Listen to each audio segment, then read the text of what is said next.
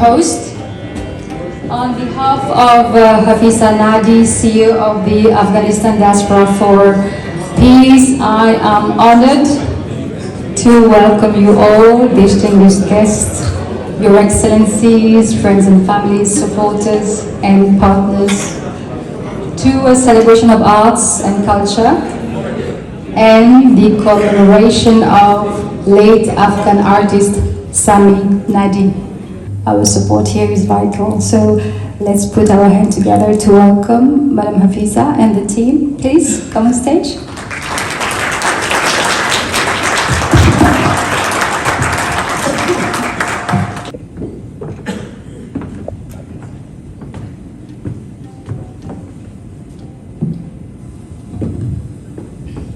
The only things I say, thank you so much for coming tonight and gathering and give me power and give me energy.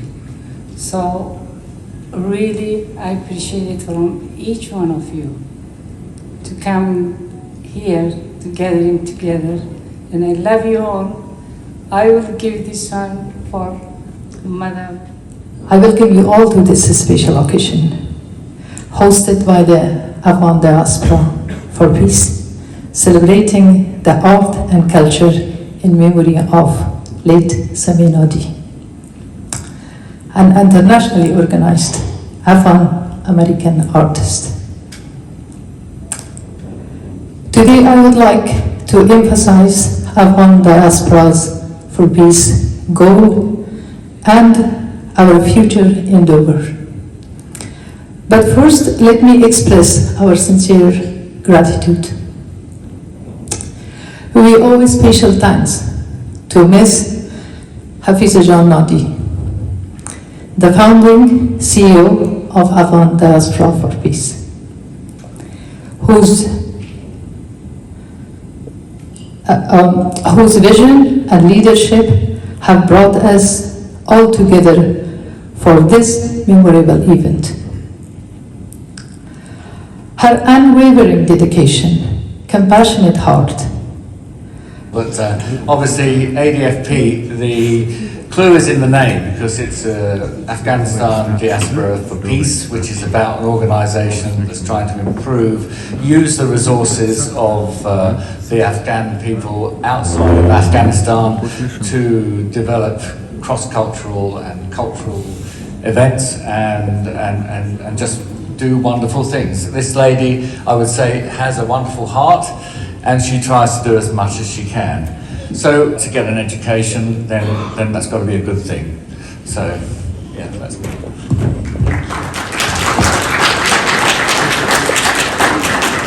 I'll keep it very brief because I was put on the spot yet again.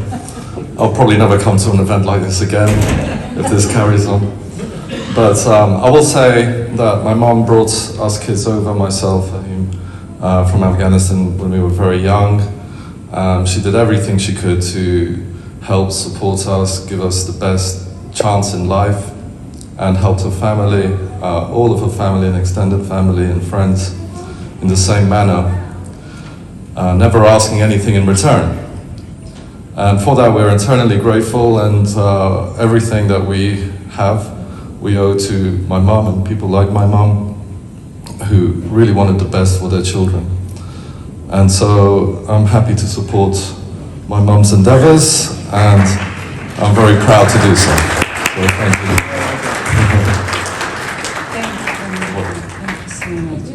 you. So please, may I call Zara Behzadi to say a few words for Sami Nadi, please. Hi everyone, my name is Zara Behzadi.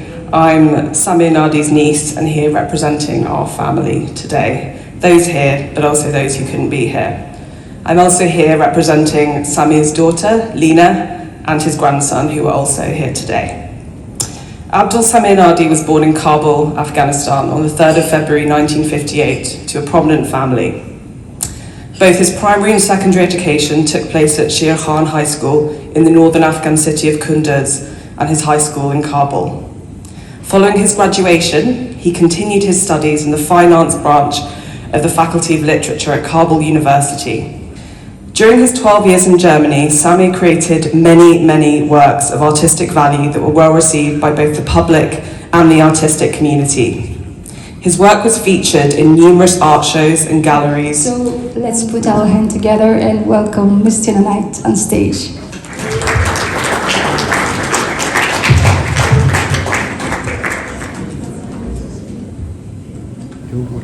Explain my career, the jobs and how I got to where I am now. Well, as you can have gathered, I'm not a spring chicken, so unless you're prepared to be here for the whole weekend, I shall keep the history of my career to be a very potted example of it. I started at school being considered very difficult. I was quite a rebel. I used to question the teachers on why, and ended up being known as a troublemaker, which nowadays, of course, means the word is entrepreneur, because I'm still questioning things. In those days, women had pencils sharpened and off I toddled into the city of London. So it's just those little differences. My particular bête noire was travel.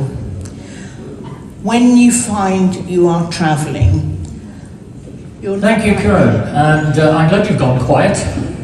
You're not going to hear our message if you keep talking, so I'm sorry to sound rude. My organisation was set up in 1996, as Karen has just said, and we have people across the world who are trained to become bookkeepers. Those of you who don't know what bookkeepers are, they're the people that look after small businesses and medium-sized businesses, and they prepare the accounts. 81% of our members worldwide are women. It's very much a women's occupation, because where it derives from is all those countries hundreds of years ago where women were not allowed to work and they stayed at home, but their husbands who ran the businesses and quite often ran them to the ground were taking their books home and allowing the women folk of the family to do the books to keep them going. In fact, before this evening, I was not aware there was diaspora in this country. I'm pleased now to know that. Thank you very much for your hospitality, and I hope we can work together. But if not, then at least I hope you've had a nice evening, as I have. Thank you. In Afghanistan, and I have to say, I was saddened when I looked at what's happening in Afghanistan, and it has happened in the last 3 years. You know, economy down by 27%, and now the morality laws against girls and women are just, well, horrendous. But you know more than I do about that. But it's something that we do need to try and do something about. Human rights really has got in the world at the moment to be almost a passé word or 2 words. Don't be afraid. Let everybody know. And that's my final point. Let everybody know. Get the message out. Thank you. What joy, delight and pleasure to see you all today, and thank you so much for letting me speak to you. I was told to tell you a little bit about Kids MBA. My great passion for the last 8 years has been sharing with children around the world a grounding in business skills. Now, in an evening, as we know, which has been inspired by a truly great artist, one might ask, why should children know about business skills at all? I'm casting my mind back to myself, aged 14, and I sort of imagine myself just imagine myself singing in the shower, and suddenly somebody spotting me. And that's why I just wanted to say, wish Madam Hafisa every success in our absolutely brilliant charity today, and to wish you all a wonderful evening, and to express my thanks for being so patient with me, and since I've been depriving you of your main course. Ladies and gentlemen, for those that you can hear me above the other noise in here, good evening, and what a treat for myself and my wife Angie to be here tonight. I've got three very brief things to say. The first is to thank Navita and for all the hospitality and the fantastic fun we're having so far, and will doubtless continue. And also to say how sorry my wife and I are to hear of your brother's passing just 2 or 3 months ago. My second point is just to introduce why I'm here. I had a career as a Royal Marines officer for over 33 years. On completion of that, I vowed that any future employment would not involve anything military. That lasted for about 8 months, after which I find myself having signed a 1-year contract, and if you want to buy it, you'll get mates rates if you get it from me. Thank you very much indeed. I surprised my family to come today. I decided yesterday to come here, but I also surprised that they asked me to talk because I have there's no speech prepared, so I speak from my heart.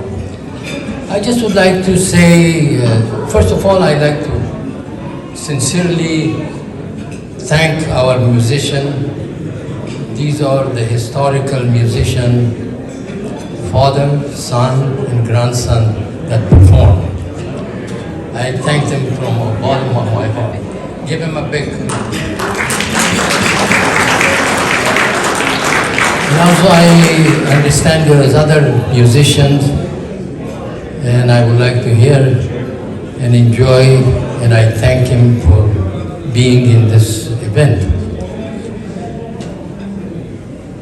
I don't want to deliver a long speech, but I just want to make 2 important points.